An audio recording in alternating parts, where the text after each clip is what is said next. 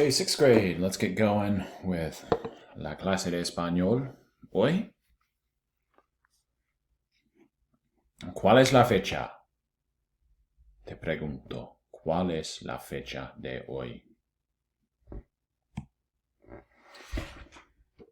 Okay, so here's how I want to sequence today. I want to start off by looking at our subject pronouns that we've been looking at pretty intensely for the past 2 or 3 weeks. Then real quickly, I want to go over AR verbs and their endings, and then after that, I want to go over Actividad 17, which did not, I'll admit, it did not go as well as I wanted to. I thought I was being clever by taking a picture of the page from the book and then putting it on the presentation, but I agree, the print was a little small. It was hard to read. So what we're going to do is do Activity 17 again together, and to make sure that it's well understood what you're supposed to do, and that it's clear the meanings of those sentences. But to start off, I want us to just take another look at our subject pronouns, right? So yo, tú, él, ella, usted, nosotros, vosotros, ellos, ellas, ustedes. Okay, the English meanings are over here. So just go ahead and take a quick look at that for your review. It's always good to refresh your memory on what these things mean, because sometimes you get them mixed up. All right. And then we have AR verb endings, right? You can even make a little song about it. O, as, a, amos, ais, an. That's not a very good song, but maybe you guys can do better. Anyway, these are the endings. O for the yo form, as for the tú form, a for the él, ella, usted form, amos for nosotros, ais for vosotros, and an for ellos, ellas, ustedes. And remember, the rule is that for an AR verb, you drop the AR ending, and then you add one of these endings depending on what subject pronoun is given. So, for example, hablar, for each one, you drop the AR and add one of those endings we just looked at. Okay, and I think where this might get confusing is sometimes we're not given, in a sentence, a fill-in-the-blank sentence, we're not giving a subject pronoun. We don't see a subject pronoun, but instead we're given the choice. We're given names, right? Like Federico y yo, or like Carlos, Maria y Graciela. And so we're scratching our heads. We're going, well, we know how to conjugate the verbs with the subject pronouns, but what do we do if we're given something like this? And so I wanted to take some time and make that clear. Notice that for Carlos down here, I have it in the él, ella, usted form. And why is that? Because Carlos is like the third person. Okay, so if you call somebody by their name, like Carlos is doing something, the equivalent would be él, right? Carlos would be like saying él. So we're going to conjugate the verb, if this is our subject, in the él, ella, usted form. Okay, up here, Federico y yo, so Frederick and I. What's another way to say that? Well, another way to say that is we, or Spanish nosotros, right? So we're going to put that verb in the nosotros form if this is our subject, because it's roughly equivalent to that. And the last one, Maria y Graciela, we have two people, so, and they're both female names, so we would say ellas, right? They, ellas, Maria y Graciela, or they.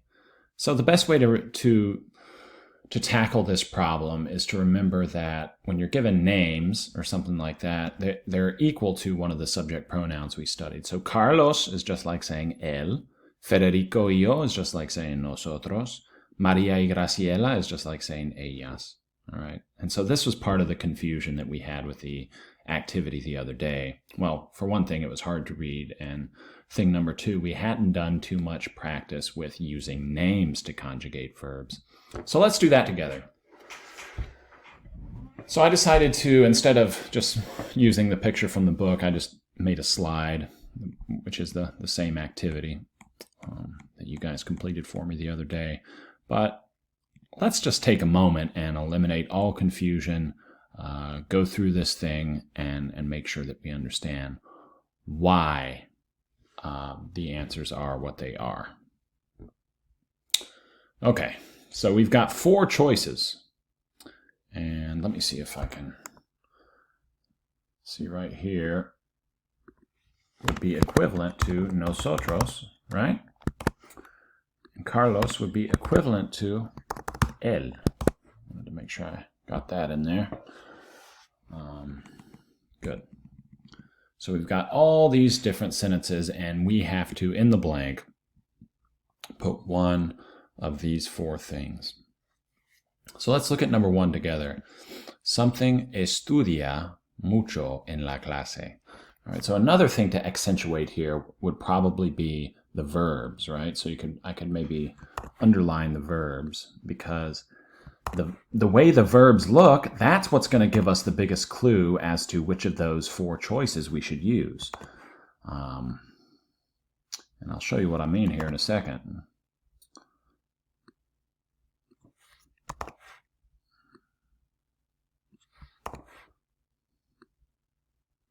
It's okay. You can take a look at the answers, but we're gonna go over them together anyway. All right. Okay, I've done all my work now. Now, let's for real look at number 1. Carlos estudia mucho en la clase. Also, guys, this is going to be your voice recording assignment, so repeat after me when I read the sentences. Also, see if you can figure out the meanings of each of these sentences, okay? All of these verbs we've studied before, so you try and figure out the meanings of the sentences. Carlos estudia mucho en la clase. This is the correct answer. Why? Well, we look at the verb and we look at the ending. It's an A ending, and if we go back all the way to, let's say this one, which one of these has an A ending? It's the él, ella, usted form. Ends in A. So back to the exercise. Carlos is equivalent to él. So él, ella, usted estudia. So Carlos estudia mucho en la clase. Carlos studies a lot in class. ¿Entiendes? You understand? Hablan con amigos. Which one of these would yield that AN ending? Right? Maria y Graciela. Why? Because ellas hablan con amigos. They speak with friends. Or Maria y Graciela hablan con amigos. Tú pasas mucho tiempo en la clase. Federico y yo, or nosotros, right? That amos ending. Federico y yo usamos la computadora. María y Graciela dibujan muy bien. From the verb dibujar, to draw. So what does this sentence mean? María y Graciela draw very well. Tú no montas en monopatín. You do not skateboard. You are not a skateboarder, right? Tú no montas en monopatín. Federico y yo hablamos español. Tú escuchas música. Carlos baila con Carolina. María y Graciela patinan en el parque. Okay? Have you figured out the meanings of all these? Carlos studies a lot in class. Mary and Graciela speak with friends. You spend a lot of time in class. Federico and I use the computer. Maria and Graciela draw very well. You don't ride the skateboard. Federico and I speak Spanish. You listen to music. Carlos dances with Carolina.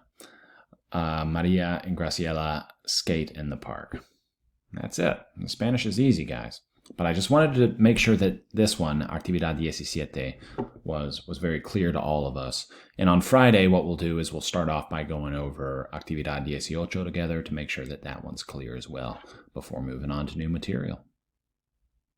Okay, so I hope this class was informative.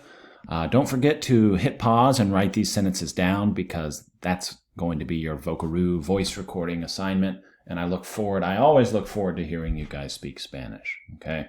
It's really worth it to put in the time and to practice your pronunciation. Very, very important. And so here is an opportunity for you to do that and to impress me, which you guys do often. Right? I'm really proud of my 6th grade class. So that's it for today, and we will see you on el viernes. Hasta luego.